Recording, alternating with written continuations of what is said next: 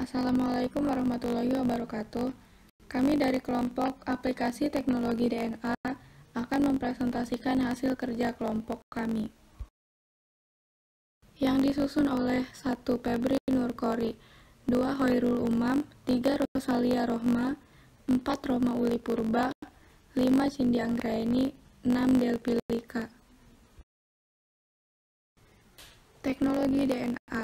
Definisi cloning. Secara definisi klon adalah sekelompok organisme hewan maupun tumbuhan yang dihasilkan melalui reproduksi aseksual dan berasal dari satu induk yang sama. Setiap anggota dari klon tersebut mempunyai susunan dan jumlah yang sama dan kemungkinan besar fenotipnya sama.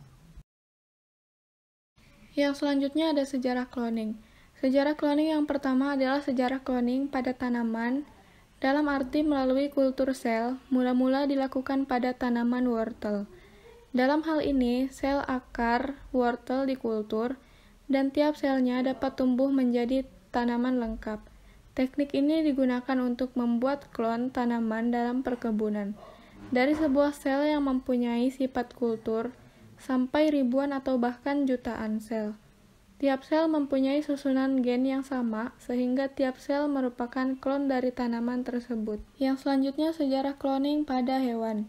Sejarah cloning pada hewan dilakukan mula-mula pada amfibi, kodok, dengan mengadakan transplantasi nukleus ke dalam telur kodok yang dinukleusi. Sebagai donor digunakan nukleus sel somatik dari berbagai stadium perkembangan. Ternyata donor nukleus dari sel somatik yang diambil dari sel sepitel usus kecebong pun masih dapat membentuk embrio normal. Yang selanjutnya sejarah cloning. Sejak Wilmu et al. Berhasil membuat klon anak di ombayang, donor nukleusnya diambil dari sel kelenjar susu domba dewasa. Maka terbukti bahwa pada mamalia pun klon dapat dibuat. Atas dasar itu, para ahli berpendapat bahwa pada manusia pun secara teknis klon dapat dibuat. Aplikasi teknologi DNA digunakan dalam banyak bidang, terutama 1. Bidang kedokteran meliputi diagnosis penyakit dan terapi gen manusia. 2. Bidang industri farmasi. 3. Kepentingan forensik. 4. Bidang lingkungan. 5. Bidang pertanian meliputi peternakan dan rekayasa genetik pada tumbuhan. 1. Bidang kedokteran. Teknologi DNA memberikan sumbangan yang sangat besar bagi bidang kedokteran. Salah satu manfaat teknologi DNA adalah pengidentifikasian gen-gen yang mutasinya bertanggung jawab atas penyakit-penyakit genetik. Karena itu, penemuan ini seharusnya mengarah ke cara-cara untuk mendiagnosis, merawat, dan mencegah kondisi tersebut.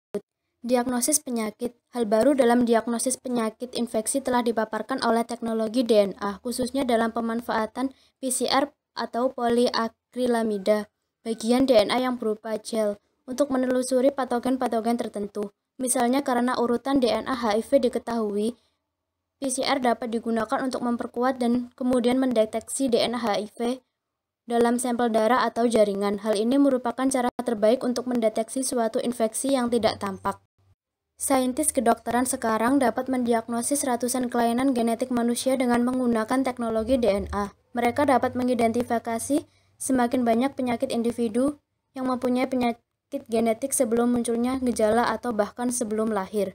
Terapi gen manusia. Dari percobaan terapi gen yang sekarang sedang dilakukan pada manusia, terapi yang paling menjanjikan ialah terapi yang melibatkan sel sumsum tulang, tetapi tidak harus ditujukan untuk memperbaiki kelainan genetik. Misalnya sejumlah peneliti sedang berusaha untuk mempertinggi sel imun untuk melawan kanker, untuk merekayasa sel imun yang resisten atau kebal terhadap HIV, dan sebagainya.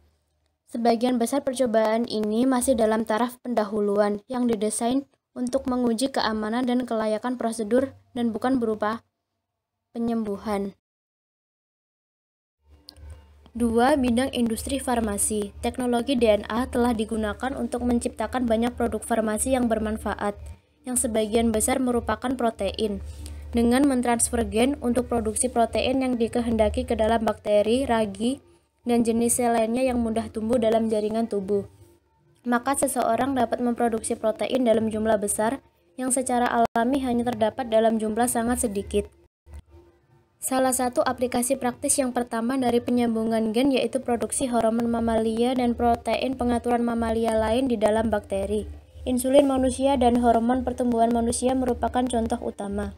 Insulin yang dihasilkan dengan cara ini telah memberi manfaat bagi sebagian besar penderita diabetes di Amerika Serikat yang tergantung pada insulin untuk mengontrol penyakit mereka. Produk farmasi penting lainnya yang dihasilkan dari teknologi DNA yaitu aktivator plasminogen jaringan atau TPA. Protein ini membantu melarutkan darah yang membeku dan menurunkan risiko serangan jantung berikutnya jika diberikan sesegera mungkin setelah serangan pertama. Karena faktor biaya pengembangannya yang tinggi dan pasarnya yang relatif terbatas, produk ini menjadi sangat mahal. Perkembangan terakhir dalam produk farmasi melibatkan cara-cara baru untuk melawan penyakit tertentu yang tidak merespon perawatan obat tradisional. Selanjutnya yang ketiga, yaitu kepentingan forensik. Pada kriminalitas dengan kekerasan, darah atau jaringan lain yang tertinggal di tempat kejadian perkara, atau pada pakaian dan barang-barang lain yang dimiliki korban, atau penyerangnya dapat digunakan untuk proses penyelidikan. Akan tetapi, karena terdapat banyak orang dalam populasi dengan jenis darah atau jaringan yang sama, pendekatan ini hanya dapat mengarah ke seseorang tersangka tanpa memberikan bukti kuat tentang pelakunya. Di pihak lain, pengujian DNA dapat mengidentifikasi pelaku dengan derajat kepastian yang jauh lebih tinggi, karena urutan DNA setiap orang itu unik, kecuali untuk anak kembar identik. Pendeteksian kemiripan dan perbedaan sampel DNA hanya membutuhkan darah atau jaringan lain dalam jumlah yang sangat sedikit. Misalnya, dalam kasus pembunuhan, untuk membandingkan sampel DNA dari tersangka atau korban, hanya butuh sedikit darah yang dijumpai di TKP. Berikutnya yang keempat ada bidang lingkungan. Teknologi DNA semakin banyak digunakan untuk pekerjaan yang berkaitan dengan lingkungan. Kemampuan mikroorganisme untuk mentransformasi bahan kimiawi sangat menakjubkan, dan para saintis sekarang sedang merekayasa kemampuan metabolik ini ke dalam organisme yang akan membantu menanggulangi beberapa masalah lingkungan. Misalnya, banyak bakteri dapat mengekstraksi logam berat seperti tembaga, timbal, dan nikel dari lingkungannya dan memasukkan logam-logam tersebut ke dalam senyawa seperti tembaga sulfat atau timbal sulfat yang dapat dimanfaatkan.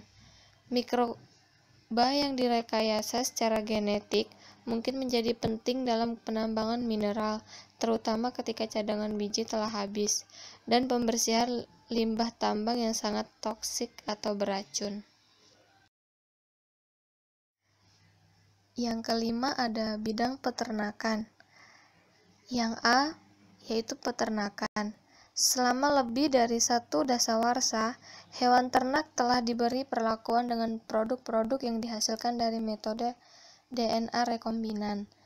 Produk-produk ini mencakup vaksin-vaksin baru atau yang didesain ulang, antibodi, dan hormon pertumbuhan.